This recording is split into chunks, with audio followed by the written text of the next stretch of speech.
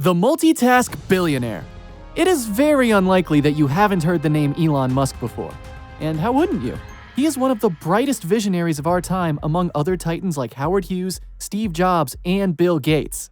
Entrepreneur, business magnate, physician, he is the CEO of the company that makes ridiculously fast, intelligent cars, Tesla, the founder, CEO, and chief engineer of the company that will take us to Mars, SpaceX, the CEO of the company that will most likely end traffic, The Boring Company, and we can keep going. To this day, Elon Musk is a centibillionaire and one of the richest people in the world.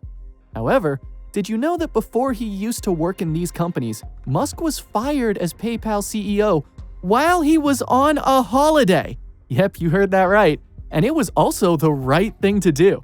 Don't forget to leave a like and subscribe to Moolah TV so you never miss any of our videos. Before, Musk had X.com. Let's go back in time to the fabulous year of 1999. It is February, and 27-year-old Elon Musk is rich after netting $22 million with the selling of Zip2 to Compaq, and went from living with 3 other friends to having his own 167 square meter apartment and buying a $1 million McLaren F1. Elon Musk is now living the good life, but it is not time to stop. We are talking about one of the most promising minds of his generation after all. So in March 1999, he decided to launch his new project, which he envisioned as a full-scale banking and investment services site that offers everything from checking accounts to insurance services, mortgage lending, and bonds. And that would be known as X.com. Musk would invest about $12 million to make this project work and counted on the support of fellow engineer Ed Ho and financiers Harris Fricker and Christopher Payne. The strategy. So after hiring investment banker and former Intuit Corp John Story as executive vice president, and also making former Intuit Corp Bill Harris as president and CEO, Elon Musk, working as a chairman of the company, now needed to step up a strategy to attract new clients. What was the most effective way? You wonder. Well, why not give money to newcomers to the platform? Of course! X.com offered $20 to anyone who opened a free online checking account. In addition to this, they also implemented a referral system where members who hooked a friend or family member into the service were awarded $10 for each. They also made instant credit available to those who qualified. Within just 2 months, X.com now had around 100,000 customers. Woohoo for Musk & Company!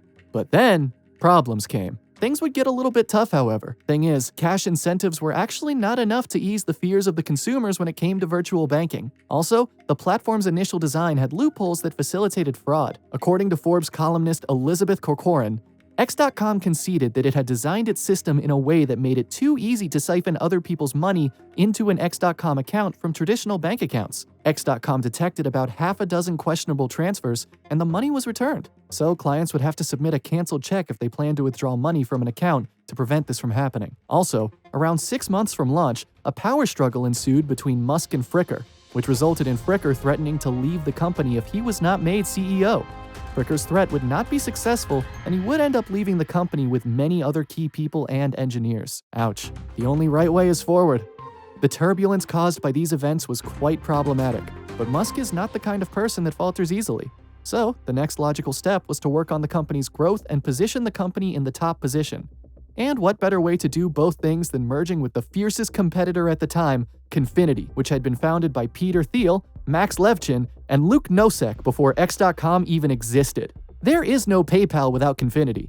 In December 1998, the trio, led by Thiel, founded Confinity, initially as a Palm Pilot payments and cryptography company.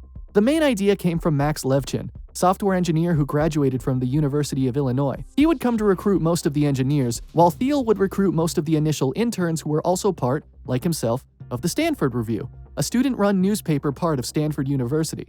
In the beginning, Thiel was only interested in being an investor for the company, but Levchin would convince him to become the CEO. By July 1999, Confinity would announce the launch of their online payment service, PayPal, with Nokia Ventures using the platform to send $3 million in venture capital investment. Guess they knew it would be a success. And PayPal was born!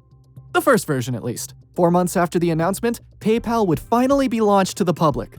Being fully functional around November of 1999, the staff members would send emails to their friends, offering $1 for signing up, in a similar fashion to X.com, who shortly after would also add online payment to the online account service and make it the product focus. Around January of 2000, The founders of PayPal were informed that many of their users were starting to motivate many commercial partners and buyers to get in the boat and start using the platform for faster payments. What a happy bunch they were! In response to this, they decided to partner up with eBay, which had a massive concentration of buyers and sellers and were in need of a standard payment service for their operations. Then the merging came. Things were going great for Confinity and their leaders, but for better or worse, they ended up merging with X.com. Elon Musk would retain the majority of its shares and would be its chairman, while Bill Harris would keep acting as CEO in the new entity whose name would be, X.com.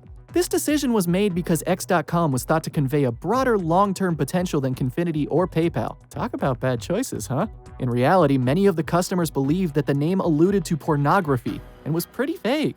So they would change the name to PayPal after the restructuration that would follow. Also, the top tier at Confinity would receive VP titles at the new company. The leadership change and troubles with a vengeance. Things didn't go as smoothly as everyone was expecting. In fact, there were many clashes and disagreements. First, Bill Harris was sacked as CEO due to his inability to keep up with the massive growth of PayPal and the scaling issues that came with it, along with his weak and unproductive approaches for the company. This led to Musk acting as CEO and Thiel as chairman. Shortly after, Musk would make the decision to switch PayPal servers, believing that a Microsoft-based system would be better for the company, but for the rest of the board, this was a no-no, as they liked Linux better. Remember Peter Thiel?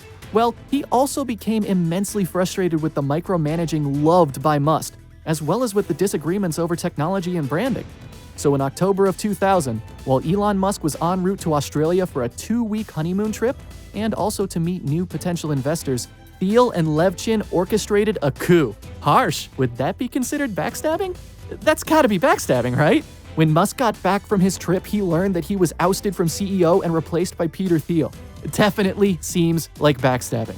Life is too short for long-time grudges. This corporative decision left Musk feeling pretty hurt and betrayed, though he retained his spot as a board member. In the end, though, turned out that it was the right thing to do. The vision that was born from the actual creators of the platform, Thiel, Nosek, and Levchin, was slowly being pushed aside by the decisions taken by Musk. The board would not settle, and were not happy with the direction the company was taking. So there was a lot of friction, and the company was also burning through cash to rope in the users and keep the systems running. There was really a lot of risk. But this story has a happy ending, at least for Musk. You see, Musk buried the hatchet and remained at the company until it was sold to eBay for $1.5 billion. And for his involvement, he ended up making almost $180 million. As for the others, they kept on with their endeavors and are very successful as well. To this day, PayPal's net worth is estimated to be around $50 billion, has more than 300 million users worldwide, has won dozens of awards, and is known to be one of the most efficient, most liked, and fastest-growing services in the world. Where are they now? It has been almost 20 years since PayPal was sold to eBay, and most of the original 50 employees have left the company. The prolific alumni that took part in the creation and early stages of PayPal, known as the PayPal Mafia, have gone on to form their own companies in subsequent years, though a number also stopped working together. Peter Thiel, sometimes referred to as the dawn of the PayPal Mafia, founded numerous companies after PayPal, starting with the global macro hedge fund Clarium Capital, big data analysis company Palantir Technologies in 2004, Founders Fund with PayPal partners Ken Howry and Luke Nosek in 2005, and so on. Max Levchin, the consigliere, founded Slide, a media sharing service for social networking sites such as MySpace and Facebook. He would sell it to Google in 2010 for $182 million. After Slide was shut down by Google in 2011, he also founded HFV and Affirm, the first dedicated to exploring and funding projects and companies in data leverage, and the latter operating as a financial lender of installment loans. Finally, Elon Musk came to found all the great companies that we know: Tesla, OpenAI, The Boring Company, SpaceX, and Neuralink. Despite the turbulent and conflicted story that these characters have had while working together in PayPal, we have to acknowledge and remember that every single one has an incredible talent and vision. They all have a legacy that will live on for years and years to come and have succeeded in every project they have launched. So yeah, as the title of Sarah Lacy's famous book says, once you're lucky, twice you're good.